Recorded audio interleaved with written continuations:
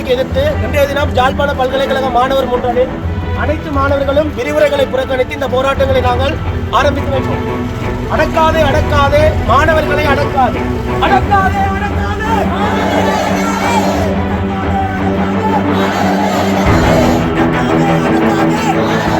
விசாரணை என்னும் பேரில் மாணவர்கள் மீதான தொடர்ச்சியான அச்சுறுத்தலுக்கு யாழ்ப்பாண பல்கலைக்கழக மாணவர்கள் ஜனநாயக உரிமை கோரி விரிவுரைகளை புறக்கணித்து இன்றைய தினம் போராட்டத்தில் ஈடுபட்டு வருகின்றனர்.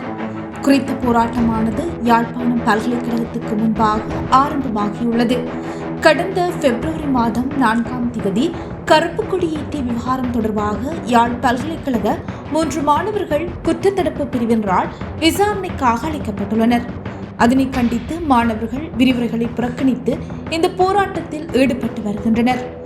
அனுரவின் ஆட்சியிலும் இடம்பெறும் அடக்குமுறைகளை நிறுத்துமாறும், இனிமேல் பல்கலைக்கழக வளாகத்தில் இடம்பெறும் ஜனநாயக ரீதியான செயற்பாடுகளுக்கு அச்சுறுத்தல் வழங்கக்கூடாது என்றும், விசாரணைகளை பல்கலைக்கழக நிர்வாகத்தோடு நிறைவு செய்யுமாறும் கோரி இந்த போராட்டம் முன்னெடுக்கப்பட்டு வருகிறது.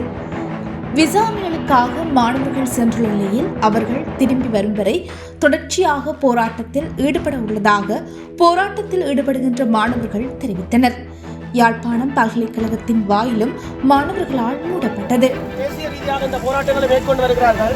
மாணவர்கள் மீதான இந்த அடக்குமுறைக்கு எதிர்த்து இன்றைய தினம் யாழ்ப்பாண பல்கலைக்கழக மாணவர் முன்னணியில் அனைத்து மாணவர்களும் விரிவுரைகளை புறக்கணித்து இந்த போராட்டங்களை நாங்கள் ஆரம்பித்து வைப்போம். அடக்காதே அடக்காதே மாணவர்களை அடக்காதே, அடக்காதே அடக்காதே.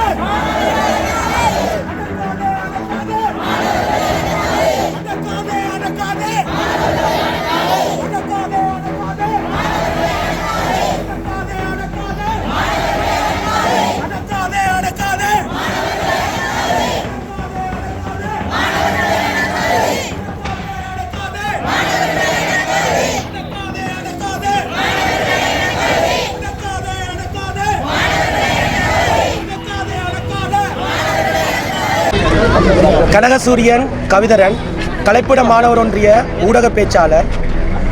நாங்கள் இன்றைய தினம் கடந்த பிப்ரவரி மாதம் 4ஆம் தேதி ஸ்ரீலங்காவினுடைய சுதந்திர தினம், தமிழர் தேசத்தினுடைய கரிநாள் என அங்கீகரித்து கருப்பு கொடியினை நாங்கள் ஏற்றியிருந்தோம். இந்த கருப்பு கொடி ஏற்றிய விவகாரம் தொடர்பாக எமது யாழ்ப்பாண பல்கலைக்கழக 3 மாணவர்கள் இன்றைய தினம் யாழ்ப்பாண குற்றத்தடுப்பு பிரிவினரால் விசாரணைக்காக அழைக்கப்பட்டிருக்கிறார்கள். எனவே அதனை கண்டித்து நாங்கள் இந்த மாணவர்கள் அனைவரும் இணைந்து விரிவுரைகளை புறக்கணித்து இன்றைய தினம் இந்த போராட்டத்தை நாங்கள் முன்னெடுத்து கொண்டிருக்கின்றோம். ஒரு பல்கலைக்கழகம் என்பது தன் இனம் சார்ந்தும், தன்னுடைய பண்பாடு சார்ந்தும், தன்னுடைய மொழி சார்ந்தும் குரல் கொடுப்பது என்பது உலகத்தினுடைய வளமையாகும். உலகிலே பல்வேறு பல்கலைக்கழகங்கள் இவ்வாறு தங்களுடைய குரல்களை கொடுத்து கொண்டிருக்கின்றன. அதேபோன்று ஒரு இலங்கையினுடைய தேசிய கொடியில் காணப்படுகின்ற நிறங்களும் அதில் காணப்படுகின்ற அந்த நினைவு சின்னங்களும் உண்மையில் அதில் கூறப்படுகின்ற விடயங்கள் அந்த கூறப்படுகின்ற விடயங்களின் அடிப்படையில் தமிழர்கள் அங்கே மதிக்கப்படாமல் அவர்களுக்கான அநீதிகள் நடந்து கொண்டிருக்கின்றன. அதனால்தான் நாங்கள் அந்த காரணத்தினால்தான் நாங்கள் இந்த கருப்பு கொடியினை நாங்கள் ஏற்றியிருந்தோம். கருப்பு கொடி ஏற்றி இருந்த இந்த விடயத்தை இந்த அரசாங்கம் எங்களை விசாரணைக்கு அழைத்திருக்கின்றது. குறிப்பாக பிடிஐயை நீக்குவோம் என்று கூறி இந்த ஆட்சிக்கு வந்த இந்த அரசாங்கம் புதிதாக PST என்கின்ற சட்டத்தை அமுல்படுத்தி உரிமைக்காக போராடுகின்ற தமிழ் மக்களை அச்சுறுத்துகின்ற ஒரு சூழலை உருவாக்கி அவர்களை பயங்கரவாதியாக அடையாளப்படுத்துகின்ற ஒரு செயற்பாட்டில் இந்த அரசாங்கம் செயற்பட்டு கொண்டிருக்கின்றது. கருப்பு கொடி ஏற்றுவது என்பது இலங்கையை பொறுத்தவரையில் ஒரு இயல்பான ஒரு விடயம்தான். குறிப்பாக நாங்கள் சொல்லப்போனால் இலங்கையில் சிங்கள மக்களை போன்று தமிழர்களாகிய எங்களுக்கு சம உரிமையோ சம வாய்ப்புகளோ அல்லது சம அந்தஸ்தோ இவையுமே கிடைக்கப்படவில்லை. அதனால்தான் நாங்கள் இந்த கருப்பு கொடியினை நாங்கள் ஏற்றியிருந்தோம். கருப்பு கொடி அதாவது ஸ்ரீலங்காவினுடைய சுதந்திர நாள், தமிழர் தேசத்தினுடைய கரிநாள் என நாங்கள் அங்கீகரித்திருந்தோம். இதுவரைக்கும் தமிழர்கள் தொடர்பான எவ்விதமான பிரச்சனைகளுக்கும் இந்த அரசானது தீர்வு காணவில்லை. நாங்கள் பல்வேறு கோரிக்கைகளை முன்வைத்து இந்த போராட்டங்களை முன்னெடுத்துக் கொண்டிருக்கின்றோம். மாணவர்கள் முன்னெடுக்கின்றோம், பழித்து காணாமலாக்கப்பட்ட உறவுகள் முன்னெடுக்கின்றார்கள், சிவில் அமைப்புகள் முன்னெடுக்கின்றார்கள், பாதிக்கப்பட்ட தரப்புகள் முன்னெடுக்கின்றார்கள். அனைத்து தரப்புகளும் இணைந்து நாங்கள் இந்த போராட்டங்களை முன்னெடுத்துக் கொண்டிருக்கின்றோம். ஆனால் இந்த போராட்டத்துக்கு எவ்விதமான தீர்வும் இல்லை. நாங்கள் பல்வேறு கோரிக்கைகளை வைத்திருந்தோம். எமது நிலம் எமக்கு வேண்டும், தையிட்டு எங்கள் சொத்து, அரசியல் கைதிகளை உடனடியாக விடுதலை செய்யுங்கள், பழிந்து காணாமலாக்கப்பட்ட உறவுகளுக்கு தீர்வு தீர்வு வேண்டும், பிடிஐயும் வேண்டாம், பிஎஸ்டியையும் வேண்டாம் என்று பல்வேறுபட்ட நில அபகரிப்புகளுக்கு எதிராக பல்வேறுபட்ட விடயங்களை நாங்கள் போராட்டத்திலே கூறி இந்த போராட்டங்களை முன்னெடுத்துக்கின்றோம். ஆனால் ஒன்று, இந்த அரசாங்கம் இந்த போராட்டங்களுக்கு நாங்கள் முன்வைக்கின்ற கோரிக்கைகளுக்கு எவ்விதமான தீர்வு தரவில்லை. ஆனால் இந்த அரசாங்கத்துக்கு இலங்கையினுடைய கொடியை நாங்கள் இறக்கிவிட்டு கருப்பு கொடியை ஏற்றிவிட்டோம் என்று அவர்கள் அதை ஒரு குற்றமாக கருதி எம் மீது விசாரணைகளை சுமத்தி எம்மை தண்டிப்பதற்காக முயற்சி செய்கின்றார்கள். நான் ஒன்றை மட்டும் கேட்கின்றேன், ஒரு இலங்கையிலே மனிதனுடைய அடிப்படை உரிமைகள் என்று பேச்சுரிமை, எழுத்துரிமை, போராடுகின்ற உரிமை, போராட்டங்களுக்கு ஜனநாயக ரீதியான போராட்டங்களை மேற்கொள்வதற்கான உரிமைகள், கருப்பு கொடி ஏற்றுவதற்கான உரிமை என்று துக்க தினத்தை அனுஷ்டிப்பதற்கான கருப்பு கொடி ஏற்றுவதற்கான உரிமை என்ற உரிமைகளை வழங்கிவிட்டு எங்கேயாவது சட்டத்தில் காணப்படுகின்றதா கருப்பு கொடி ஏற்றினால் அவர்களை விசாரணைக்கு அழைத்து அவர்களை தண்டிப்போம் என்று சொல்லி எங்கேயாவது சட்டத்தில் காணப்படுகின்றதா? இலங்கையினுடைய சட்டப்படி அவ்வாறான விடயம் இல்லை.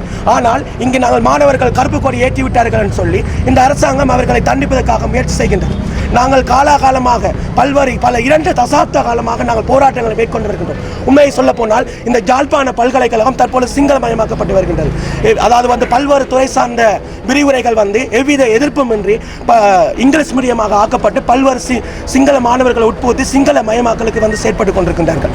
எவ்வளவு ஒரு பாரிய ஒரு விடயமாகும். இந்த விடயங்களை எதிர்த்து தமிழ் மக்கள் இது யாழ்ப்பாண பல்கலைக்கழகம் என்பது தமிழர்களுடைய ஒரு மரபுரிமை சின்னம், தமிழர்களுடைய ஒரு போராட்டத்தினுடைய ஒரு அடையாள சின்னம், தமிழர்களுடைய பண்பாட்டினுடைய ஒரு காவல் அரண். இப்படிப்பட்ட யாழ்ப்பாண பல்கலைக்கழகத்தில் இவ்வாறான பல்வேறுபட்ட செயற்பாடுகள் நடக்கின்றன. நான் ஒன்றை மட்டும் கேட்கிறேன், மாற்றம் வேண்டும் என்று கூறி ஆட்சிக்கு வந்த இந்த அரசாங்கம் மாணவர்கள் மீது காட்டுகின்ற மாற்றம் இதுதானா? மாற்றம் வேண்டும் என்று ஆட்சிக்கு வந்த இந்த அரசாங்கம், நாங்கள் புதிய மாற்றத்தை கொண்டு வருவோம் என்று கூறிவிட்டு ஆட்சிக்கு வந்த இந்த அரசாங்கம் மாணவர்கள் மீது காட்டுகின்ற மாற்றம் இதுதான். முன்னைய அரசாங்கத்துக்கும் இந்த அரசாங்கத்துக்கும் என்ன வித்தியாசம் இருக்கின்றதை பல்கலைக்கழக மாணவர்கள் சார்ந்து நாங்கள் கேட்கின்றோம். இவ்வாறு பல்வேறுபட்ட பிரச்சனைகள் நடக்கும். இன்றைய தினம் எங்களுடைய நண்பர்கள், எங்களுடைய சகோதரர்கள் விசாரணைக்கு சென்றிருக்கின்றார்கள். அவர்கள் விசாரணை முடிந்து வரும் வரைக்கும் எங்களுடைய இந்த போராட்டம் தொடரும். தொடர்ச்சியாக அவர்கள் மீது அரெஸ்ட் பண்ணி அவர்களை சிறையில் அடைக்கின்ற நடவடிக்கைகளில் ஈடுபட்டால் வடக்கு கிழக்கு ரீதியாக அனைத்து சிவில் அமைப்புகள் மக்களை திரட்டி கரிநாள் போராட்டம் போன்ற ஒரு பாரிய போராட்டம் ஒன்றை நாங்கள் மேற்கொள்வோம் என்பதனை இந்த வேளையில் நாங்கள் கூறிக்கொள்கின்றோம். நன்றி.